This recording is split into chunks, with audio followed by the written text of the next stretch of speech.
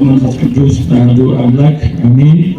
አባቶቼ ካህናት፣ ወንድሞቼ ዲያቆናት፣ አባቶች፣ እናቶች፣ ወንድሞች፣ እህቶች፣ ሕፃናትም ሁላችሁም እንዴት ዋላችሁ?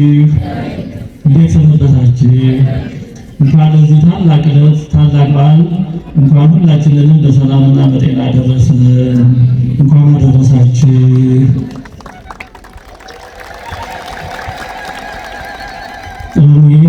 ቅድም እንደተማርነው የእመቤታችን የብርሃን ታላቅ በዓል ነው። የበዓለ መስቀሉ እንደዚሁ የመስቀሉን በዓል ነው።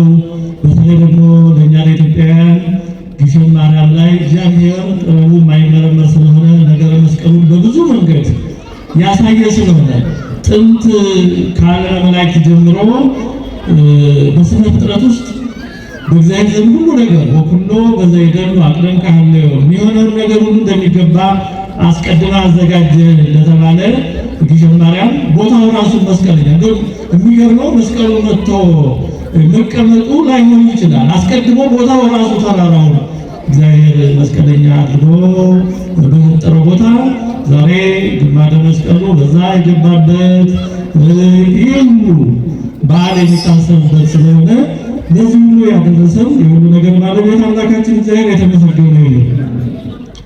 የምንማርበት የትምህርታችን ርዕስ ወወቱ ሁሉ ኮነ። ዮሐንስ ወንጌል ምዕራፍ 1 ቁጥር 3 ላይ ሁሉ በእርሱ ሆነ የሚል ሁሉ። እስኪ ርዕሱን አብረን እንበለው። ሁሉ በእርሱ ሆነ። ስለ ቃሉ እግዚአብሔር አምላካችን የተመሰገነ ይሁን። ከብዙ በጥቂቱ እንደሚባለው በጣም አጠር አድርገን ዛሬ በቤተክርስቲያናችን ታላቅ የሆነ የቤተክርስቲያን ተጋድሎ የሚታሰብበት ዛሬ የምናምነው ሃይማኖት ከእግዚአብሔር ጋር የምንገናኝበት የድህነታችን መንገድ ኢየሱስ ክርስቶስ አንድ ጊዜ ለቅዱሳን ሐዋርያት የሰጣት ሃይማኖት በምን አይነት ቀጭንና በጣም አስቸጋሪ ጠባብ መንገድ አልፋ ከዚህ እንደደረሰች አንድ ወሳኝ የሆነውን ጉዳይ አንስተን በዛ ዙሪያ የነበረውን ነባራዊ ነገር ጠቅለል ባለ መልኩ ለማስታወስ እንሞክራለን። ዛሬ እንደ ብዙሃን ወይም ብዙሃን ማርያም ተብሎ የሚጠራበት ምክንያት በ325 ዓመተ ምህረት በኒቅያ ጉባኤ ታላላቅ አባቶቻችን 318 አባቶች ተሰባስበው ስለ ሃይማኖት ተነጋግረው እውነተኛውን ሃይማኖት አጽንተው ሐሰተኛውን ሰው ሰራሽ የሆነውን በጣም አደገኛ የስህተት መንገድ የሆነውን የአርዮስን አስተሳሰብ አውግዞ ከቤተክርስቲያን ያወጡበት እጅግ ወሳኝ የሆነ የቤተክርስቲያን ታሪክ ነው። እንግዲህ ያን ጊዜ ብቻ ተፈጽሞ የቀረ አይደለም። ዛሬ በጸሎተ ቅዳሴው በዘወትር ጸሎትም የምንጸልየው ጸሎተ ሃይማኖት በኒቅያ ጉባኤ የተዘጋጀና የቤተክርስቲያንን ሃይማኖት የሚገልጽ በሚሆን ሁኔታ የተዘጋጀ ሃይማኖታችንን በሚገልጽ መንገድ የተረቀቀ የተዘጋጀ የጸደቀ ነው። ይሄ የጸሎተ ሃይማኖት በኒቅያ ላይ መዘጋጀቱ አዲስ ማምጣት አለ። ቤተክርስቲያን የምታምነው እምነት ኑፋቄን በሚከለክል የቤተክርስቲያን እምነት ያልሆነውን እና አርዮስ ያመጡትን ባዕድ የሆነውን ነገር በሚከለክል በሚያስወጣ በሚያረቅ መንገድ መግለጽ ነው። ሃይማኖት አንድ ጊዜ የተሰጠ ነው። አንድ ጊዜ የተሰራ ነው። በየጊዜው በየጉባኤ የሚወሰን አይደለም። የተወደዳቸው እግዚአብሔር ቤተሰቦች ሃይማኖት በሲኖዶስ አይወሰንም። ሲኖዶስ የሚያደርገው ሃይማኖትን መጠበቅ ብቻ ነው። ሃይማኖትን የሰጠ ክርስቶስ ብቻ ነው። ሃይማኖትን የሰራ እግዚአብሔር ነው። የሰው ድርሻ ሃይማኖትን መቀበል መጠበቅና በዚህ እየተጠቀሙ ለቀጣዩ ትውልድ ማስተላለፍ ነው። ያን የድህነት መንገድ ሰው ሃይማኖትን አይሰራም። ያን ሃይማኖት ማለት እግዚአብሔር የገለጠው እውነታ ማለት ነው። ሃይማኖት በመጽሐፍ ቅዱስ በብዙ መንገድ ተገልጦ እናገኘዋለን። ቅዱስ ይሁዳ በመልእክቱ አንድ ምዕራፍ ነው ያለው ቁጥር 3 ላይ አንድ ጊዜ ለቅዱሳን ፈጽሞ ስለተሰጠ ሃይማኖት እንድትጋደሉ እየመከርኳችሁ ይላል። በጣም የታጨቁ ቃላት ነው ያለው። አንድ ጊዜ የተሰጠ ሃይማኖት። ለቅዱሳን መላእክት የተሰጠ ሃይማኖት፣ ለነቢያት የተሰጠ ሃይማኖት፣ ለሐዋርያት የተሰጠ ሃይማኖት፣ የኛም ሃይማኖት አንድ ነው። ልዩነቱ ለምሳሌ በነቢያት ዘመን በተስፋ ነበር። የአብርሃም ሃይማኖትና የኛ ሃይማኖት አንድ ነው። አብርሃም በቅድስት ሥላሴ ያምን ነበረ። በቤቱ ቅድስት ሥላሴን አስተናግዷል። እንደዚሁም ደግሞ ከሦስቱ አካላት አንዱ ሰው ሆኖ እንደሚገለጥ አብርሃም ተገልጦለት አምኗል። አስቀድሞ በቤቱ ተገኝቶ እግዚአብሔር ገልጦለታል። አመ ከመዮ ዘፍጥረት 18 ላይ አመ ከመዮ ምገብ ቤተከ ልክ ዛሬ እንደዚህ መጥቼ በቤትህ እንደተስተናገድ አመ ከመዮ እገብ ቤተከ አመ ከመዮ አንዱ በሚቀጥለው ዓመት ይስሐቅን እሰጥሃለሁ። በይስሐቅ ይስሐቅ ይሰመይ ለከ ዘር በይስሐቅ ነው ቤዛ የሚሆነው የተስፋው ዘር የሚገኝ ነው። ስለዚህ ክርስቶስ ሆኖ አንተን ልጅህን ዘርህን የሰው ልጅ የሚያድንበትን ዘር እሰጣለሁ። መያዣ ማለት ነው። ሰው መያዣ ከያዘ ፍጻሜው ላይ የመድረስ ዕድሉ ሰፊ ነው። ምክንያቱም መያዣ ይዟል። ስለዚህ እግዚአብሔር ለአብርሃም ይስሐቅን እንደ ተስፋ እንደ መያዣ እንደ አረቦን ሰጠው። ሁለተኛው ሺህ ላይ ደግሞ ክርስቶስ ከአብርሃም ቤት ተወልዶ ወልደ ዳዊት ወልደ አብርሃም ተባለ። የአብርሃም ልጅ የዳዊት ልጅ ተባለ። ያ ዘላለማዊ አምላክ። ስለዚህ ያ የነቢያት የእነ አብርሃም ያለው ሁሉ ሃይማኖት አንድ ነው፣ ግን እነሱ በተስፋ ነበረ። ነቢያት ይወልዳል ይወለዳል እያሉ በተስፋ ነበሩ። እነ ኢሳይያስ ናሁ ድንግል ትጸንስ ወትወልድ ወልደ ኢሳይያስ 7:14 ላይ ነው ድንግል ትጸንሳለች ወንድ ልጅም ትወልዳለች ነው። ወደፊት ነው የሚሆነው። ትጸንሳለች ነው፣ ትወልዳለች ነው። ስለዚህ የነቢያትን ሃይማኖት ያው ነው። ሐዋርያት ደግሞ ይሄን ይሆናል የሚለው በሆነ በተፈጸመ የተለወጠው የተከወነው የሆነውን መስበክ ጀመሩ።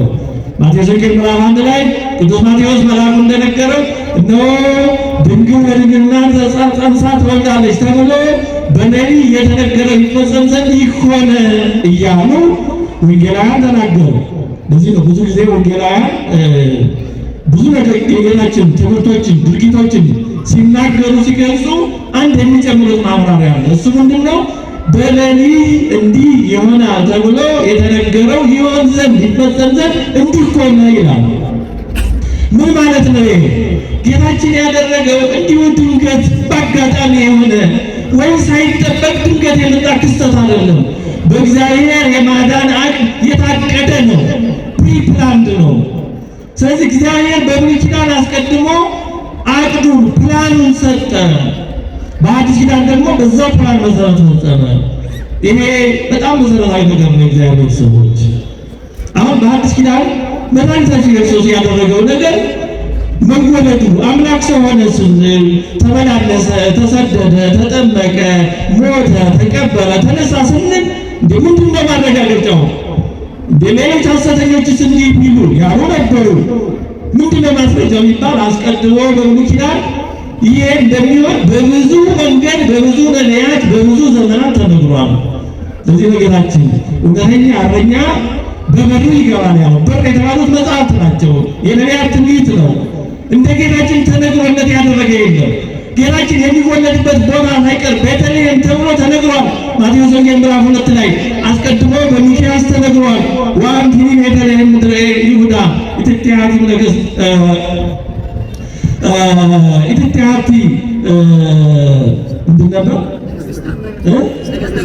ነገሥተ ይሁዳ እግዚአብሔር ይስጥልኝ አታንሺም። ስለዚህ በዛ ዕቅድ መሰረት በቤተልሔም ተወለደ። ስለዚህ አሁን ክርስቶስ በቤተልሔም ተወለደ ስንል ማስረጃ አለ። ብዙ ማስረጃዎች አሉ። የዳዊት ብዙ አለ። አሁን ሰማይና በእምራታ ወረከብና ውስጥ ወገዳ። ስለዚህ እኛ ሃይማኖታችን እንዲህ የተረጋገጠ ነው። እንዲህ ያለ የተረጋገጠ እምነት ያለው ማንም የለም። ይሄ እውነት ስለሆነ ነው። የተወደዳችሁ እግዚአብሔር ሰዎች ይህን ማወቅ በጣም አስፈላጊ ነገር ነው። ሁሉ ነገሩ በአዲስ ኪዳን የተፈጸመው በብሉይ ኪዳን በዕቅድ ተቀምጧል። ለምሳሌ አሁን አንድ ትልቅ ህንፃ ቢሰራ የህንፃ ከመሰራቱ በፊት ባለሙያዎች የህንፃ ስንት ፎቅ እንደሚኖረው ስንት በር እንደሚኖረው ያን ሁሉ ይሰራሉ። አርኪቴክቶች ያን ሰርተው በሚታይ መልኩ ያስቀምጡታል። ያ እንግዲህ ዲዛይን ስሪዲ ምናምን ይሉታል። ያ ህንፃ ሲሰራ የሚሰራው በዛ መሰረት ነው። ተቆጣጣሪዎች የሚቆጣጠሩት በዛ መሰረት ነው። ያንን የህንፃውን ዲዛይን የማያውቅ ሰው ያ የህንፃ የተሰራው በታቀደው መሰረት ይሁን አይሁን ምንም ያውቀው ነገር የለም። ሊገባ ሊወጣ ይችላል። ህንፃ ተበክሮ ሊያይ ይችላል። ሊከራይ ይችላል። ግን በቅድ መሰረት ይሰራ የሚያውቀው ነገር የለም። አስቀድሞ ዲዛይኑን የሚያውቀው ነው በትክክል መስራት መከታተል ማረጋገጥ የሚችለው። ብሉይ ኪዳን ለአዲስ ኪዳን ፕላን ነው፣ ምስክር ነው። አዲስ ኪዳን ደግሞ ለብሉይ ኪዳን ማረጋገጫ ነው። ተነግሮ ትንቢቱ አልቀረም እና ቅዱስ ይሁዳ እንዳለው አንድ ጊዜ ለቅዱሳን ፈጽሞ የተሰጠ ሃይማኖት ለዚህ እንድትጋደሉ እመክራችኋለሁ ይላል። ምክንያቱም ይሄ እውነት የድህነት መንገድ ነው። ጌታችን እውነት እላችኋለሁ እያለ ያስተማረው ለዚህ ነው። ከዚህ እውነት ወጥቶ መዳን አይቻልም። ራሱ እግዚአብሔር የገለጠው እውነት ነው። እንግዲህ ዛሬ በኒቅያ የተሰበሰቡት አባቶቻችን የተጋደሉት ለዚህ ከአንድ ከእግዚአብሔር ለተሰጠው ሃይማኖት ነው። ሃይማኖት በመጽሐፍ አስተምሮ ተብሎ ተገልጿል። ዶክትሪን ማለት ነው። ትምህርት ተብሎ ተገልጿል። ሃይማኖት ተብሎ ተገልጿል። ይሄ ከእግዚአብሔር የተሰጠው ሃይማኖት ቅዱሳን አባቶቻችን በኒቅያ ተሰብስበው አርዮስ የተባለው በጣም ክፉ ሰው ይህንን እምነት ሊለውጥ በራሱ አስተሳሰብ ሊበርዝ በጣም ብዙ ታግሎ ስለነበረ በዛሬው ዕለት ስብሰባቸውን የጀመሩበት ዕለት ነው እና ይህ በጣም በእውነቱ በቤተክርስቲያን ታሪክ ትልቅ ምዕራፍ ነው። እኛ ኦርቶዶክሳውያን ኦሪየንታል ኦርቶዶክስ ወይም ስድስቱ አሃት አብያተ ክርስቲያናት የምንባለው ኤርትራ ራሷን ስለቻለች አሁን ስድስተኛ ማለት ነው የምንቀበላቸው ሶስት ዓለም አቀፍ ጉባኤያት አሉ። የመጀመሪያውና መሰረቱ ኒቅያ ነው። ከዛ በኋላ የመጡት ሁለቱ ጉባኤያት በአብዛኛው ይሄን የዚህ ሁሉ ጉባኤ ውሳኔዎች ማጽናት ላይ ነው ትኩረት ያደረጉት እና መሰረቱ ኒቅያ ነው። ወደ ኒቅያ ጉባኤ የወሰደው ምን ነበር? ከኒቅያ ጉባኤ ያደረሰው ያው ወደ ሰፊ ታሪካዊ ሀተታ ባልገባም እንድንገባ ጊዜው ሁኔታውን ባይፈቅድልን ትንሽ ባጭሩ ግን ላስታውሳችሁ። ይህ በጣም ወሳኝ ነው። እውነቱን ለመናገር እንዲህ ያሉ መሰረታዊ ነገሮችን ማወቅ በጣም አስፈላጊ ነው። ውሃ ከጥሩ ነገር ከስሩ እንደሚባለው ከስሩ ያላወቁት ነገር በደንብ አይገባም። የእግዚአብሔር ሰዎች ከስሩ ያልተረዱት ነገር ሁልጊዜ ያስቸግራል፣ አይዋሃድም። እና በተቻለ መጠን እንደው ይቻላል እውነቱ ሰንበት ትምህርት ቤት ኮርስ የሚሰጥባቸው እነዚህ ነገረ ድነት የቤተክርስቲያን ታሪክ እንዲህ ያለ መጽሐፍ ቅዱስ ስርዓት የሚሰጥባቸው ቦታዎች እየፈለጋችሁ ብትማሩ በጣም ትጠቀማላችሁ። አለዛ ያው ሲያወራ እውነት ይመስላል፣ ያው ሲያወራ በጣም ግራ ሲጋቡ መኖር ነው የሚመጣው። እና አርዮስ ከየት ያመጣው ነው? እንደው በጥቅሉ ከውቅያኖስ ለመጨለፍ እንደሚባለው አርዮስ ያስተማረው ሉቂያኖስ የሚባል ሰው ነበር። ሉቂያኖስ እንደሚያስተማረ ጳውሎስ ሳምሳጣ የተባለ ሰው ነው። ጳውሎስ ስሙ ነው፣ ስሙ ጳውሎስ ነው። እምነቱ አስተምሮ ግን ከቅዱስ ጳውሎስ የተለየ ነው። ጳውሎስ ሳምሳጣ ሀገሩ ነው፣ ጳጳስ ነው። በአንጾኪያ የነበረ ጳጳስ ነው። ጳውሎስ ሳምሳጣ ያመጣበት አለ ግኖስቲኮች የሚባሉ በጣም ንግግራቸው፣ ትምህርታቸው መያዣ መጨበጫ የሌለው በጣም በእውነቱ ምንም አይነቱ እንደጠፋ ዛ መግቢያ መውጫው የማያስታውቅ አይነት ነበሩ። ከዛ የሚመስለው ደጋግሞ ጳውሎስ ሳምሳጣ አንድ የራሱን የሆነ አስተምሮ ፈጠረ። ሁልጊዜ መናፍቃን የሆነ ነገር ከዚህም ከዛም አድርገው ይፈጥራሉ። የቤተክርስቲያን ያልሆነ ነገር የመንደር እሳት እንደ ጫሩት እንደ ናዳብ እንደ አብዩድ ከቤተክርስቲያን ውጭ ከሆነ ነገር የሆነ ነገር ያመጣሉ። እና ጳውሎስ ሳምሳጣ ኢየሱስ እውነተኛ አምላክ አይደለም፣ የእግዚአብሔር ልጅ በጥምቀት ጊዜ ያደረበት ነው፣ ማደሪያ ነው ብሎ ይህንን በጣም አደገኛ ትምህርት ከግኖስቲኮችና ከኢቢዮናውያን ከመሳሰሉት ቅድም እንዳልኳችሁ ጨማምሮ እንዲህ አድርጎ ቲዮራይዝ አደረገ። ይሄ በጣም ትልቅ ስህተት ነው፣ ክህደት ነው። ስህተት ብቻ ተብሎ የሚታለፋል፣ ክህደት ነው።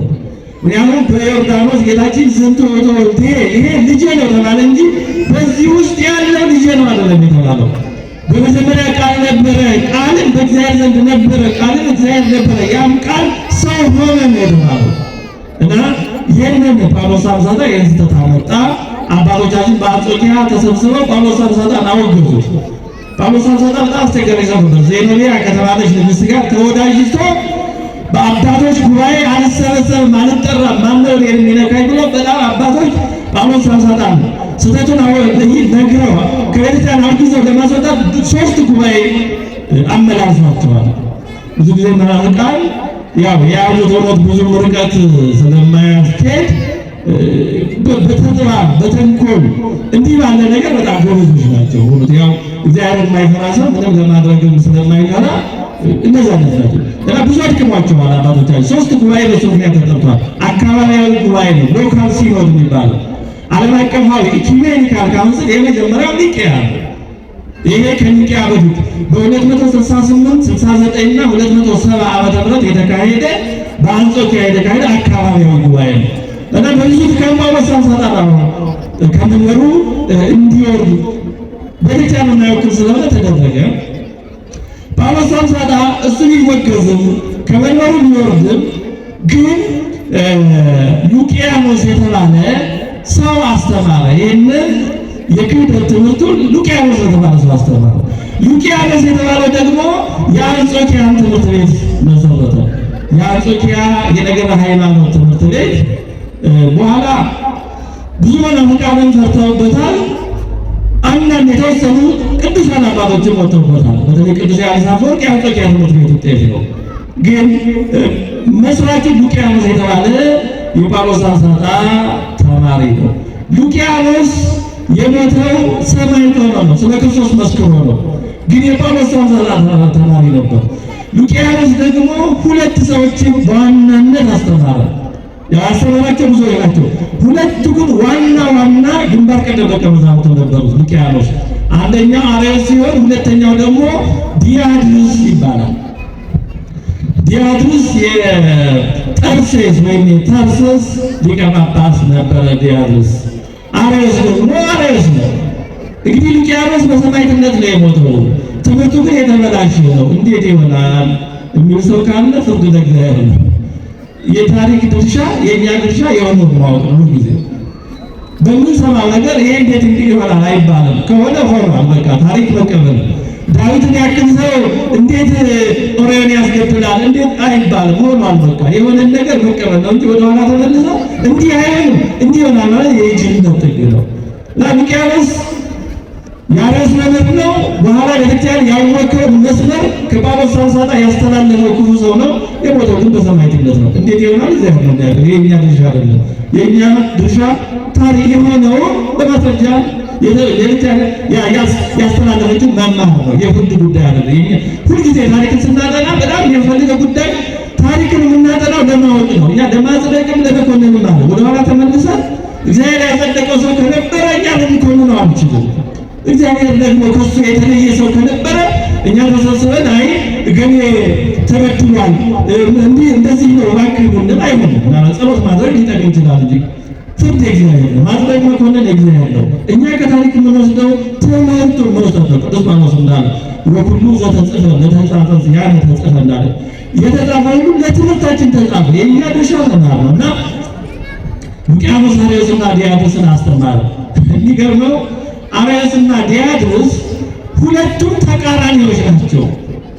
ሁለቱም አይስማሙ ነበር። ዲያድርስ አርዮስን የሚቃወም ብዙ ጽሑፍ ጽፏል። ግን በመሰረታዊ ይዘቱ በተወሰኑ ነገሮች ባይግባቡም ያን ያክል ግን ክህደታቸው የተራራቀ አይደለም። ያው የሁለቱም ክህደት ነው።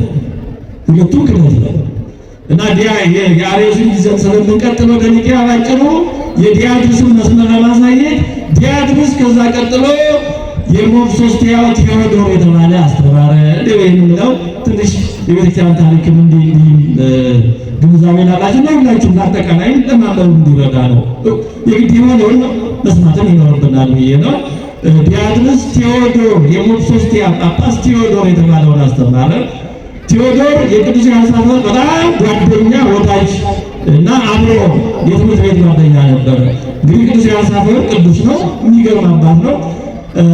ቴዎዶር የሞክሶስቲያው ግን የዲያድርስን መንፈስ ወርሶ በኋላ ንስጥሮስን ያስተማረው የጢሮስን ቴዎዶር ወጥና ወደ ኤፌሶን ጉባኤ ውዝግብ የሚወስዱትን ከዛም ደግሞ ወደ ኬልቄዶን ጉባኤ ውዝግብ የሚወስዱትን እነዚህ ንስጥሮሳውያን ያፈራው የሞክሶስቲያው ጳጳስ የነበረው ቴዎዶር የተባለው ነው።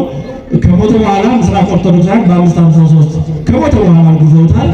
በዚህ በአንጾኪያና በመሳሰለው የነበረው በጣም መናፍቃን የመለፈለው ይሄ የዲያድርስ ተማሪ የነበረው ቴዎዶር የተባለው ነው።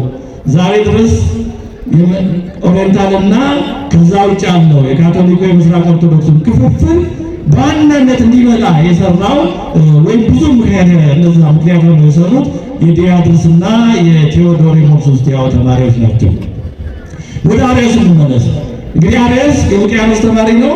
አርዮስ የአንጾኪያ ትምህርት ቤት ተማሪ ነው። የአርዮስ ስህተት ወይም አስተምሮ በጣም ጥልቀት ያለው በብዙ የግሪክ ፍልስፍና በአሪስቶትል ሎጂክ የተቀመረ ነበረ። አርዮስ ዝም ብሎ አንድ ጥቅስ ይዞ የተነሳ ቀላል ሰው ነበረ። ከአንጾኪያ አስተምሮ ከአንጾኪያ ትምህርት ቤት ከኋላ ከሉቂያኖስ ከጳውሎስ ሳልሳታ ወደ ኋላ ከግኖስቲኮች እንደዚህም ከአሪስቶትል ፍልስፍና የተወሰደ ነገር ሃይማኖትን በሎጂክ በአሪስቶትል ሎጂክ በፍልስፍና እየቀመሩ የማስረዳት ጥበብን የተከተለ ነበረ እና አርዮስ በዛው ላይ ደግሞ ንግግር አዋቂ፣ ግጥም ገጣሚ እንደዚህ አይነት ሰው ስለነበረ የእሱን የስህተት የክደት ትምህርት በግጥም በስነ ግጥም መልኩ እየገጠመ ዜማ እያወጣ ለወጣ ለወረደው ይሰጠው ስለነበረ የአርዮስ ኑፋቄ እጅግ በጣም ተስፋፍቶ ነበረ። በግብፅ የገዳማት መነኮሳት የተወሰኑ ሳይቀሩ፣ ደናግል መነኮሳት እናቶች ሳይቀሩ፣ ካህናት ሳይቀሩ፣ ባለስልጣኖች ሳይቀሩ የአርዮስ ተከታዮች ደጋፊዎች የነበሩ ብዙዎች ነበሩ። ስለዚህ ቤተክርስቲያንን አርዮስ በጣም አወካት። ያው የአርዮስ ትምህርት እንደጠቅለል ሲል ወልድ ያልነበረበት ነበረ የሚል ወልድ ከአብ ጋር በባህሪ አንድ አይደለም፣ እኩል አይደለም የሚል ወልድን ፈጥሮ ፈጠረበት የሚል ነው። ሲመነዘር ብዙ ገጽታ አለው። ዋናው ቁልፉ ወልድ ያልነበረበት ነበረ። ይህ ማለት ከአብ ጋር በባህሪ አንድ አይደለም፣ በቅድምና አንድ አይደለም የሚል ነው። ስለዚህ የክርስቶስን ከእውነተኛ የባህሪ አምላክነት የሚያወጣ ነው። እጅግ የመጨረሻ ክደት ነው እና በዚህ በአርዮስ ትምህርት በእስክንድርያ የነበረችው ቤተክርስቲያን ከዛም ደግሞ ይህ ኑፋቄ በተሰማበት በአንጾኪያ በመሳሰለው ቤተክርስቲያን እጅግ ታወከች። የእስክንድርያ ፓትርያርክ የነበረው ቅዱስ እለእስክንድሮስ አስቀድሞ አርዮስን ጠርቶ መከረ። ከዛም በፊት ተጻሕፈ ሰማዕት ቅዱስ ጴጥሮስ አርዮስን በጸጋ እግዚአብሔርን ተጻሕፈ ሰማዕት ቅዱስ ጴጥሮስ ሁኔታውን አውቆ ተረድቶ አርዮስን መክሮት ነበር። ግን የአርዮስ ኑፋቄ ክህደት በጣም ስር የሰደደ እንጂ በአንድ ሁለት ጥቅስ ላይ የተመሰረተ ስላልነበረ ሊመለስ አልቻለም። ከዛ በኋላ አርዮስ በአደባባይ በጉባኤ ስህተቱን በደንብ ማስተማርና ማስፋፋት ስለቀጠለ ቅዱስ እለእስክንድሮስ ጠርቶ መከረው፣ አልተመለሰም። እንዲያውም ምን ጀመረ? እለእስክንድሮስን የእስክንድርያውን ፓትርያርክ ቅዱስ እለእስክንድሮስን አይ ይሄ የእስክንድርያውን ፓትርያርክ እለእስክንድሮስን ሰብአ ለዮሳዊ ነው የሚያስተምረው ትምህርት ስህተት ነው እያለ መንቀፍና ለትምህርት ቤት ጓደኞቹ ለሚያውቃቸው በሃይማኖት እሱን ለሚመስሉት የኒቆዲያ አውሳቢዎስ ሌሎችም የማጥላያ አይነት ደብዳቤ ይልክ ጀመረ። የእስክንድርያው ፓትርያርክ እለእስክንድሮስ የሚያስተምረው ሰብአ ለዮሳዊ ኑፋቄ ነው እያለ ማስተማር ጀመረ። የተወደዳችሁ እግዚአብሔር ሰዎች መቼም አውቆ የሚያጠፋ ሰው የያዘውን ነገር አምኜበታለሁ ምን ሰው ስህተት ነው ተው ተመለስ ሲባል ሌላውን ይወቅሳል፣ ይከሳል እንጂ ብዙ ጊዜ ልክ ናችሁ፣ አበጃችሁ፣ እግዚአብሔር ይስጣችሁ አይልም። እንዲህማ ግን በእውነቱ ችግሩ እዛ ላይ ያበቃ ነበር። ግን በዚህ አልተቋጨም። ከዚያ በኋላ ቀጥሎ ቅዱስ እለእስክንድሮስ ጉባኤ ያደረገ በእስክንድርያ አካባቢያዊ ሎካል ሲኖድ የእስክንድርያ ጉባኤ በ320 ዓመተ ምህረት አካባቢ ያደረገ ቅዱስ እለእስክንድሮስ በግብፅና በዙሪያው የነበሩትን ጳጳሳት ካህናት ሰብስቦ የአርዮስ ኑፋቄ ጉዳይ ቀረበ። በአንድ ድምፅ ሁሉም አባቶች ይሄ የቤተክርስቲያን ትምህርት አይደለም፣ ክህደት ነው፣ የታወቀ ክህደት ነው ብለው ክህደቱን አወገዙ። አርዮስም ተወገዘ። በዚህ ጊዜ አርዮስ ለትምህርት ቤት ጓደኞቹ ሁሉ ተገፋ፣ ተበደልኩ፣ ሰብአ ለዮሳዊ የሆነው እለእስክንድሮስ እውነትን አስተማርክ ብሎ ገፋኝ ብሎ ለትምህርት ቤት ጓደኞቹ ላከ። በጣም ብዙ ደጋፊ ስለነበረው ቅድም እንዳልኳችሁ በቤተ መንግስት በጣም ብዙ ደጋፊዎች ነበሩት። አርዮስ የአርዮስ ኑፋቄ በጣም ቀላል ጉዳይ አልነበረ እና በዚህ ጊዜ ንጉሱ ቆስጠንጢኖስ በቤተክርስቲያን የተነሳ በጣም አደገኛ ሁኔታ ቤተክርስቲያን ከዘመነ ሰማዕታት ስደት አረፈች ሲባል ገና በ313 ነው ቤተክርስቲያን ከዘመነ ሰማዕታት ስደት ማረፍ ገና ትንሽ እንደጀመረች ነው። 10 ዓመት እንኳን አላረፈችም። እና ሁኔታው ንጉሥ ቆስጠንጢኖስን እንደ ንጉሥነቱ ይህ ጉዳይ በሀገረ መንግስቱ የሚፈጥረውን መወዛገብና የሚያስከትለው መለያየት ተረድቶ አንድ ጳጳስ ላከ። ኦስዮስ የተባለ ጳጳስ ወደ እስክንድርያ ላከ። ጉዳዩን እባካችሁ ፍቱት አለ። ያው ሰው በተረዳው ልክ ነው። ጉዳዩ የተራጠም አለመግባባት እንደዚህ መሰለው። ጉዳዩ እንደዚህ አይነት አልነበረም። ስለዚህ ኦስዮስ የተባለውን የስፔን ጳጳስ እስክንድርያ መጣ። ቅዱስ እስክንድሮስን አገኘ፣ አርዮስንም አገኘ። ጉዳዩ በሁለቱ መካከል የሚፈታ የሁለቱ ጉዳይ አይደለም፣ ከዛ ያለፈ ዓለም አቀፋዊ ጉዳይ ነው። ስለዚህ ጉዳዩን ሊፈታ የሚችለው መፍትሄው ዓለም አቀፋዊ ሲኖዶስ ነው ተባለ። በዚህ ምክንያት በ325 ዓመተ ምህረት በኒቄያ እንግዲህ ሲቆጠር ይሄ 7-8 ዓመት ጉዳይ ስላለ ወደ 317 አድርገው የሚቆጥሩት ስላሉ 317 በሚለው ከሄድን እንግዲህ 700 ዓመት ባለፈው ዓመት ነበረ። በኒቄያ ተሰበሰቡ አባቶቻችን። በኒቄያ ሲሰበሰቡ በዛ ጉባኤ በዛ ስብሰባ ታላላቅ ኦርቶዶክሳውያን አባቶች ነበሩ። የአርዮስ ደጋፊዎችም ነበሩ። የተወሰኑ የአርዮስ ደጋፊዎችም ነበሩ። መጀመሪያ ላይ ብዙ ነበሩ። በሂደት ነው እንደው በጣም ረጅሙ ታሪክ በጣም ለማሳጠር በኒቄያ ጉባኤ የተሰበሰቡት አባቶች 4 አይነት መልክ ነበራቸው። አንደኛዎቹ የአርዮስን ኑፋቄ ክህደት እጅግ አደገኛነት በከተል ከመሰረቱ በደንብ አብጠርጥረው የተረዱ አርዮስ ከመክደኑ መወገዝ አለበት ብለው የሚያምኑ ነበሩ። እነዚህ ቅዱስ አትናቴዎስ፣ የአንጾኪያ ቅዱስ ኤዎስጣቴዎስ እኒህ የመሰሉ የተወሰኑ 20-30 አካባቢ የሚሆኑ ነበሩ። ሁለተኛዎቹ አይነት አባቶች ደግሞ በገዳማዊ ሕይወታቸው በጣም የተቀደሱ ስለ ክርስቶስ ዓይናቸው የበረጠ እግራቸው የተቆረጠ ሰማዕታት ነበሩ። ብዙዎቹ ግን የአርዮስ ኑፋቄ አደገኛነቱ ያን ያክልም ብዙ ያልተረዳቸው እንዲሁ ምን ይሆን እያሉ የመጡ ነበሩ። ሶስተኛዎቹ ደግሞ የአርዮስን ኑፋቄ በተወሰነ መልኩ ቢረዱትም ግን እንደሆነ አርዮስ እንዲህ ብሎ ይሆን እንዲሁ ምናልባት ነገሩ ተባብሶ ይሆን የግል አለመግባባት ይሆን ወይስ ሰዎች አላለም እንዲህ አለ ብለው እንደው ነገሩን ለጥጠውበት ይሆን የሚል ቀናነት ከቀናነት የሚመጣ እንደዚህ አይነት ነበር። ያቀጥል ላይ ፎርዘ ቤኔፊት ኦፍ ዳውት እንደሚባለው እንዲህ አይነት ሌላ ያላቸው ነበር። አራተኛዎቹ አርዮስና ደጋፊዎቹ ናቸው። ጉዳዩን በሂደት ያጠራውን ወደ 2 ወር ያክል ጉባኤውን ቆይቷል። አርዮስ በየጊዜ እየተጠራ በየጊዜው ሐሳቡን ሲያቀርብ አስተምሮውን በግጥም እያሳመረ ሲያቀርብ የአስተምሮውን ስህተትነት ቅዱስ አትናቴዎስ በዋናነት ሌሎችም አባቶች ሆነው ስህተትነቱ ምን ያክል አደገኛ እንደሆነ እያሳዩ ሲመጡ አርዮስን ክህደቱን ኑፋቄውን በራሱ አንደበት በጣም እያጎላ ሲናገር እነዛ እንደው ምን አይነት ይሆን እያሉ የነበሩት አባቶች በጣም እየተረዱ ሲመጡ እንደው ከነዛ እንደው አርዮስ ይሄን ብሎ ይሆን አይሆን ከሚሉት አባቶች ነበሩ።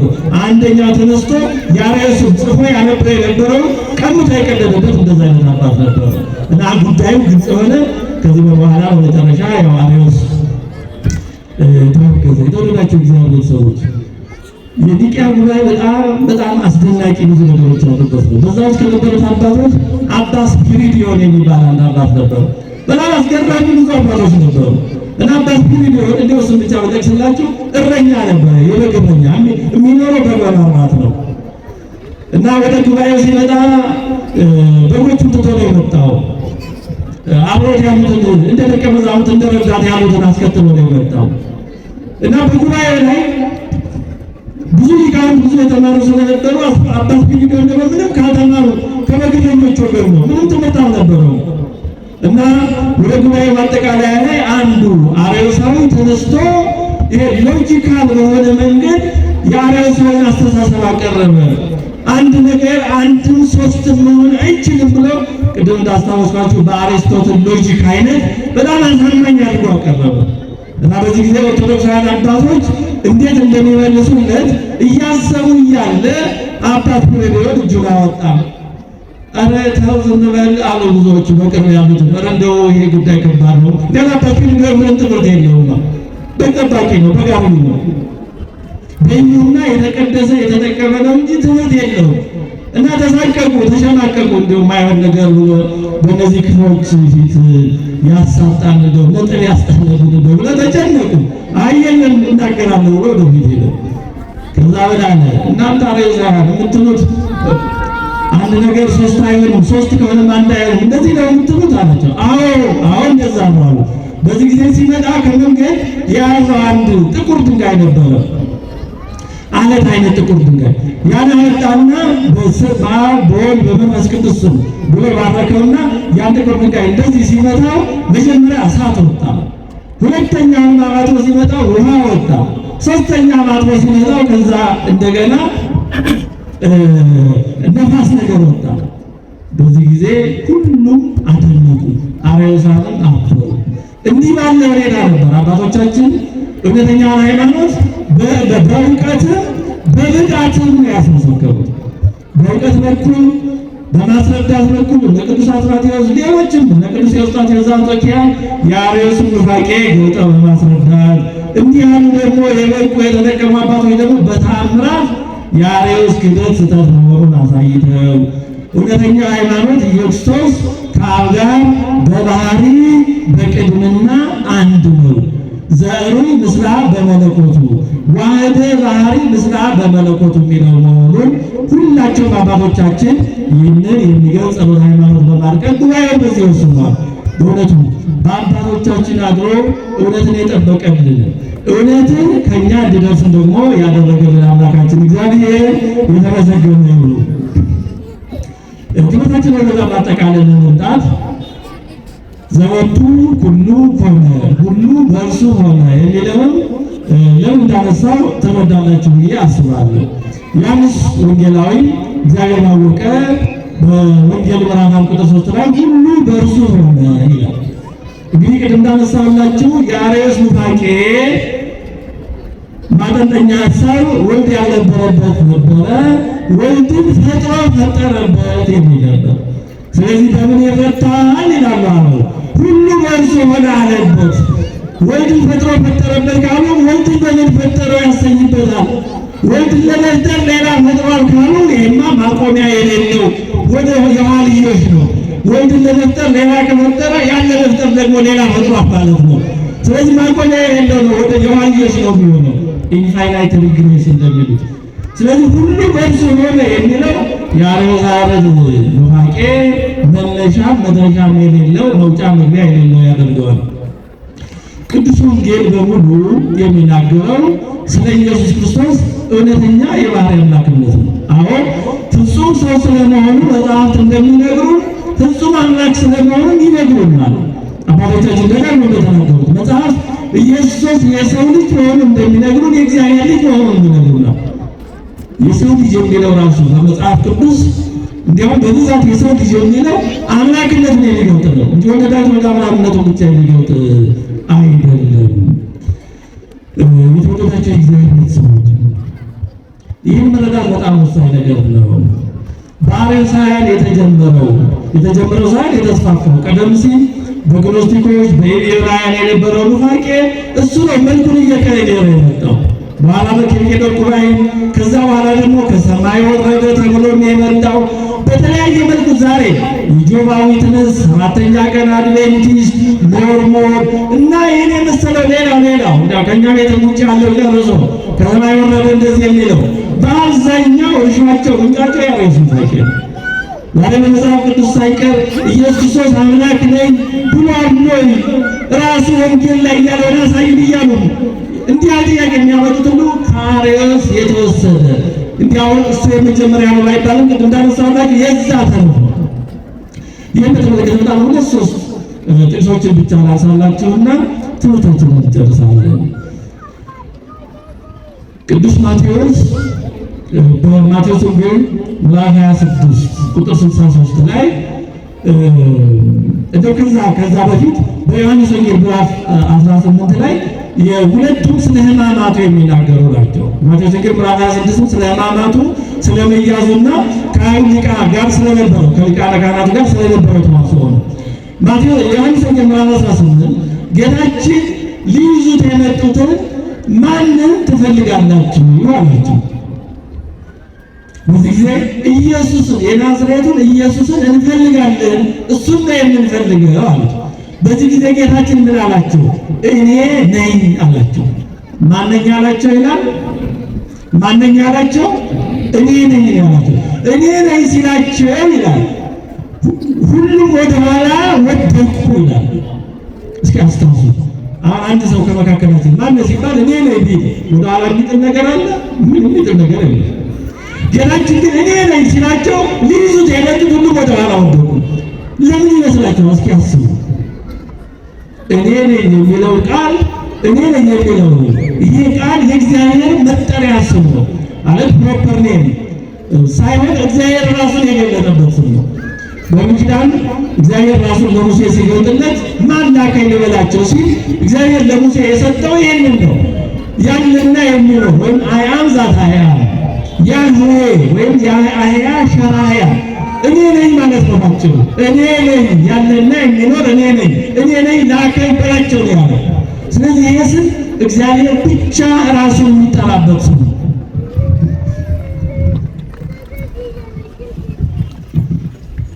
ያለና የሚኖር እኔ ነኝ የሚለው የእግዚአብሔር ብቻ መጠሪያ ስም ነው።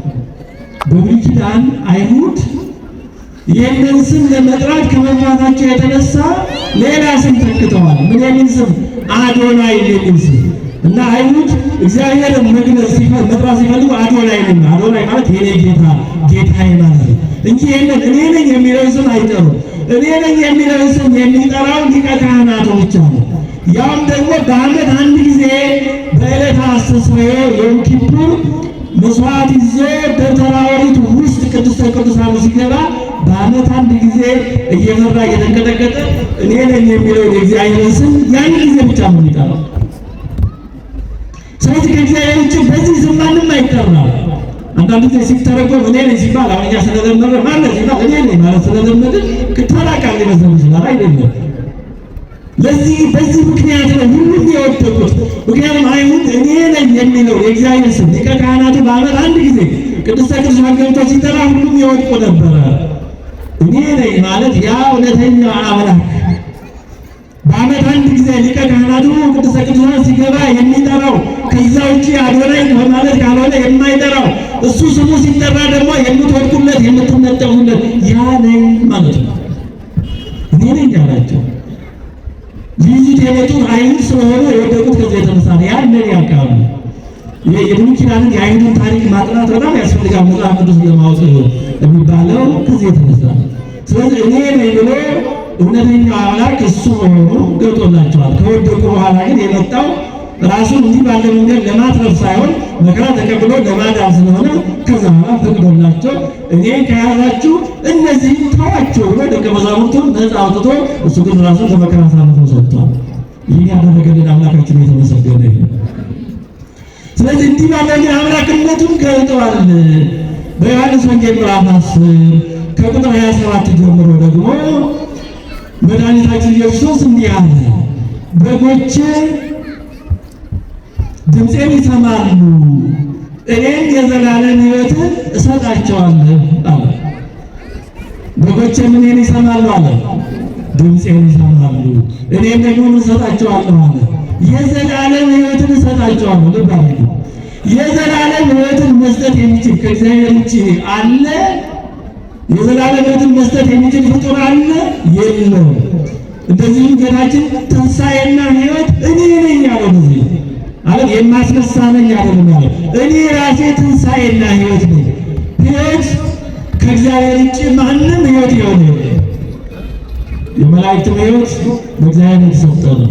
የእኛም ሕይወት በእግዚአብሔር የተሰጠ ነው። ስለዚህ ትንሣኤ እኔ ነኝ፣ ሕይወት እኔ ነኝ አለ፣ መንገድ እኔ ነኝ አለ። ይህን ያለ ራሱ አምላክ ስለሆነ ብቻ ነው። ከአምላክ ውጭ ይሄንን ማለት ማንም አይችልም። ይሄ በጣም ተደጋግሞ ተነገረ። ራዕየ ዮሐንስ ምዕራፍ 1 ቁጥር 8 ላይ አልፋና ኦሜጋ እኔ ነኝ። አልፋና ኦሜጋ እኔ ነኝ። አልፋና ኦሜጋ ማለት መጨረሻም መጀመሪያና መጨረሻ ማለት ነው። ከዛ ቀጥሎ ፊተኛውና ኋለኛው እኔ ነኝ ይልና እዚህ ራዕየ ዮሐንስ ምዕራፍ 1 ቁጥር 17 እና 18 ምን ይላል? ፊተኛውና ኋለኛው እኔ ነኝ፣ ሞቼም ነበርኩ ይልና ከዘላለም እስከ ዘላለም ሕያው ነኝ ይላል። አያችሁ፣ ሞቼ ነበር ማለት በሰውነቱ ሞትን ተቀብሏል። ስለ ሁላችሁ ሞትን ተቀብሏል። ሞትን የተቀበለ ግን ማን ነው? ፊተኛውና ኋለኛው መጀመሪያውና መጨረሻው እኔ ነኝ አለ። በሰውነቱ ሞትን የተቀበለው ዘላለማዊ አምላክ እሱ ነው። በማቴዎስ ወንጌል በምዕራፍ 9 ላይ ኃጢአትን ይቅር አለ። አንድ ሰው ነበር፣ አንድ ሽባ በሽተኛ። አንተ ሰው ኃጢአትህ ተሰረየልሃል አለው። በዚህ ጊዜ አይሁድ አጉረመረሙ። ከእግዚአብሔር በቀር ማን ኃጢአትን ሊያስተሰርይ ይችላል? ትክክል ናቸው። ኃጢአትን ማስተሰርይ የሚችለው እግዚአብሔር ብቻ ነው። ካህናት ኃጢአትን ማስተሰርይ ይችላሉ? አይችሉም። ጥያቄ ነው። እግዚአብሔር ሰዎች ትምህርታችንን እየጨረስን ነው። ካህናት ኃጢአትን ማስተሰርይ ይችላሉ ወይስ አይችሉም? ጥሩ ነው። ቆየት ማለታችሁ ጥሩ ነው። አያችሁ፣ ይችላሉ አይችሉም? ይችላሉ የምንለው እግዚአብሔር ይፍታ ይላል። አይችሉም የምንለው የሚፈቱት በማን ስልጣን ስለሆነ ነው። የማይሰራ ኃጢአት እኔ ፈታሁ ይላሉ። ካህናት ከኃጢአት ማሰሪያ ፈትቻለሁ ፈትቻለሁ ይላል። ስልጣኑ የማን ነው? የእግዚአብሔር ነው፣ የጸጋ ነው።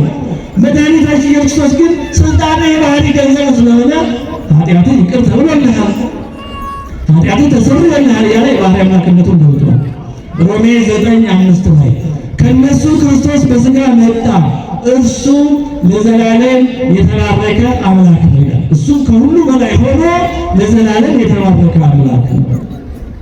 አንደኛ ዮሐንስ ምዕራፍ 5 ቁጥር 20 ላይ እርሱ እውነተኛና የዘላለም አምላክ ነው ይላል። ቅዱሳን መጻሕፍት ሁሉ የሚነግሩ ስለ ኢየሱስ ክርስቶስ እውነተኛ የባህሪ አምላክነት ነው። የተወደዳችሁ እግዚአብሔር ሰዎች የእግዚአብሔር ቃል ነገረ ሃይማኖት በመመራመር ብቻ እንዲሁም በመመራመር አይደረስበትም። መማር ይገባል። መማር ብቻውን ግን አያሳውቅም። ይህንን አንዳንድ ሲያስረዱ ምን ብለዋል? ትምህርት ሁለት አይነት ነው። እኛ የነፍስና የሥጋ ውጤት ነው። ትምህርት ነፍስና ሥጋ ነው። ሰው ቁጭ ብሎ ከመምህር መማር ስለሚገባው ደቀ መዛሙርቱን 3 ዓመት አስተማራቸዋል። ግን ሰው ከመምህር ተምሮ ብቻ ማወቅ ስለማይችል መንፈስ ቅዱስ ላከላቸዋል። አንዱ ከጎደለ ትምህርት ትርጉም ያለው አይሆንም። ሰው ከመምህር የፈለገ ብዙ ዓመት ወስዶ ቢማር ላይገባው ይችላል። ከሰው ብቻ የሚገኝ አይደለም። የመንፈስ ቅዱስ እርዳታ፣ የመንፈስ ቅዱስ ሀብት ያስፈልጋል። ያ የሚገኘው እንዴት ነው? በትሕትና አላውቅም በማለት አላዋቂነታችንን በማወቅ መሆን አለበት። የተወደዳችሁ እግዚአብሔር ሰዎች ነገረ ሃይማኖት እንደ ሳይንሳዊ ነገር በላቦራቶሪ በሙከራ በሎጂክ አይደረስበትም። ለዚህ ነው እንደ ሕፃናት ካልሆናችሁ ወደ እግዚአብሔር መንግሥት መግባት አትችሉም ያለ። ሁለት ነገሮች አሉ። ይህን ላሳላችሁና ትምህርታችንን እንጨርስ። ሰው እግዚአብሔርን ለማወቅ ወደ እግዚአብሔር ለመድረስ ከእግዚአብሔር ጋር ለመገናኘት ወይ የዋህ መሆን ምንም ባይማርም የዋህ ከሆነ ይበቃል። በእውነትና የተጠቀሙ በጣም ብዙ ሰዎች አሉ። በሀገራችን አሁን ያሳይ ወይም አባ ያሳይ የሚባሉ በታንኳ ላይ ይሄዱ ነበር። በባህር ላይ በድንጋይ ታንኳ ይሄዱ ነበር እና በባህር ላይ በድንጋይ ታንኳ ሲሄዱ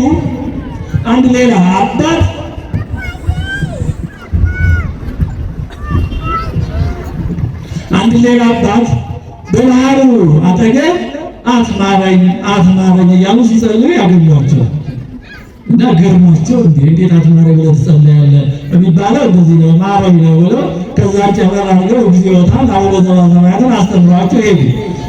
ያንን ለመያዝ እንደምኖ ከታገደ በኋላ ግን ያልኖሩበት ስለሆነ ፍላጎታቸውን ስላልሆነ ሊሆን ይችላል።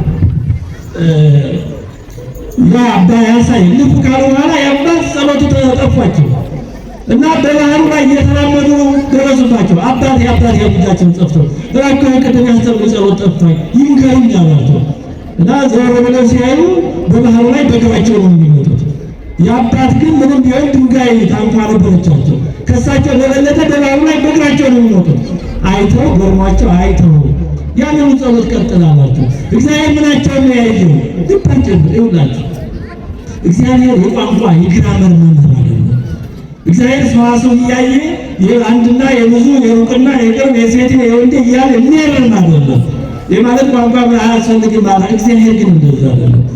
የልብ አምላክ ነው እግዚአብሔር። ልቡን ያለው የቃላት ማመር አይደለም፣ ያቀራል የውጩ አይደለም። በእውነቱ ብዙ ጊዜ ያ ችግሩ ሁላችንም ባይሆንም ስለ ውጩ እንጨነቃለን፣ ስለ ውስጡ ግን ብዙም ታነሰን እምናችሁ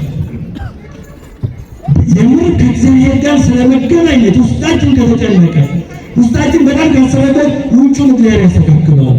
ባይስተካከልም ያን ያክል ላይሆን ይችላል። እግዚአብሔር የልብ አምላክ ነው። ይህም ከእግዚአብሔር ዘከመ ልብከ የተባለ ለዚህ በውጭ ሀገር ደግሞ በሩሲያ ይህ መሰላል ታሪክ አለ። 3 ሰዎች በህብረት ነው የሚኖሩት ብቻቸው እና ጸሎታቸው ምን የሚል ነው? እግዚአብሔር ሆይ አንተም ሶስትነት አለ እኛም ሶስት ነን አትርሳን የሚል በቃ ነው ጸሎታቸው። አንተም ሶስትነት አለ አብ ወልድ መንፈስ ቅዱስ ነው እኛም ሶስት ነን አትርሳን ነው ጸሎታቸው። እና አንድ ጳጳስ እያስተማረ በዛ አካባቢ ሲሄድ አገኛቸው፣ ጠየቃቸው። አይ ይሄማ ምን ብሎ አቡነ ዘበሰማያትን የመሳሰሉን ጸሎት አስተማረ። ከዛ በኋላ ያለ በያዝ ጸሎት አደረጉ። አሁን ጠፋቸው። ኋላ በባህሩ ላይ ተጉዘው የአባት ካረኘበት ደረሱ እና ዞር ብሎ ሲያቸው ምና ሰውነታቸው ቃታቸው ሁሉ ያነራል። ምን ናቸው መጣቸው አላቸው። ያስተማርከን ጸሎት ጠፋብን ብፁዕነት ነው እባክህ መልሰህ አስጠናን አለ። በጣም ተገርሞ ግድ የለም ያን ያለመዳችሁትን ጸሎት ቀጥሉ ብሏቸው እና እግዚአብሔር ሰዎች በይሁናም ይበቃል። በይሁና ከእግዚአብሔር ጋር መገናኘት ይቻላል። አለዚያ ደግሞ በደንብ አድርጎ በሚገባ በደንብ አድርጎ መማር በመካከል ያለው የአገም ጠቀም ያለው ወይ ያለበሰለ ወይ ጥሬ ያልሆነው ደግሞ በጣም አደገኛ። ብዙ ጊዜ መናፍቃን የሚጎዱት በቤተክርስቲያን ብዙ ያለበሰለ እኛም ጤናማ የሆነ ነገር አንስተው እነሱን የሚከተሏቸው ሰዎች የሚጎዱት እንዲህ መሀል ያሉ ናቸው። ከቤተክርስቲያንም የተወሰነ ነገር ይወስዳሉ። ከዓለሙ ከፍልስፍናው ከመሳሰለው የሆነ ነገር ይወስዳሉ። በዚህ ላይ ትዕቢት ይጨምሩበታል። በዚህ ላይ አውቃለሁ ባይነትና ሌላ ነገር ይጨምሩበታል። እንዲህ ሲሆን የእግዚአብሔር ጸጋ ይለያል። በሚያውቁት በመጠቀም ፈንታ መጎዳት ይመጣል። ስለዚህ በምናውቀው እንድንጠቀም ይሁንና ገንዘብ እናድርግ። በእውነቱ እውቀት የእግዚአብሔር ነው ማለትን ገንዘብ እናድርግ። ሰው ሲመክረን እንስማ። በእውነቱ ሰው አየሁብህ አጠፋ ካለን እሺ ብለን እንስማ። አስረዳኝ፣ አሳምነኝ፣ ማስረጃ ቅራን ፍርድ ቤት አይደለም ይሄ ሕይወት ከዛ በላይ ነውና እንዲህ ያለው የአበው ልቡና የአበው መንፈስ ያስፈልገናል። በኒቅያ የተሰበሰቡ ከዛም በኋላ ይህንን የቤተክርስቲያን እውነተኛ አስተምህሮ ሃይማኖት ለመጠበቅ ብዙ መከራ የተቀበሉ እነ ቅዱስ አትናቴዎስ እነ ቅዱስ ኤዎስጣቴዎስ ሌሎችም አባቶች ብዙ መከራ ተቀብለዋል። በኒቅያ የተሰበሰቡ ከዛም በኋላ በየዘመናቱ የቤተክርስቲያን ሃይማኖት ለማጽናት መከራ የተቀበሉ ብዙ ውጣ ውረድ ያለፉ አባቶቻችን እናቶቻችን በረከታቸው ይደርብን። ስብሐት ለእግዚአብሔር።